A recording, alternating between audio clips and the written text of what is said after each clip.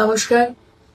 মাননীয় প্রধানমন্ত্রী নরেন্দ্র মোদীজি বাংলার মানুষকে এই প্রতিশ্রুতি দিয়েছেন যে ৪ঠা মে সরকার গঠন করার পর বাংলার মানুষের জন্য আমরা 5টা মেন কাজ করব। প্রথম কাজ হলো বাংলার সমস্ত মা বোনেদের ৩,০০০ টাকার অন্নপূর্ণার ভাণ্ডার প্রত্যেক মাসে তাদেরকে দেওয়া হবে।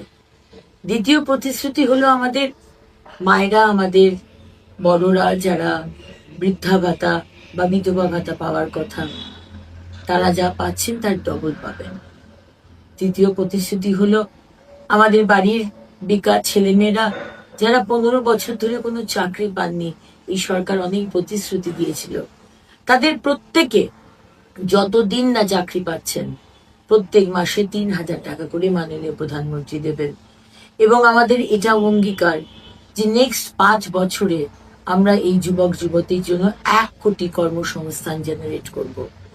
এবং আমাদের শেষ প্রতিশ্রুতি, এই 5টি প্রতিশ্রুতির মধ্যে যে সমস্ত মা বোনেরা বাংলার যে যেখানে ট্রাভেল করবে সরকারি বাসে 1টা পয়সাও লাগবে না, সবাই বিনামূল্যে আপনারা ট্রাভেল করবেন।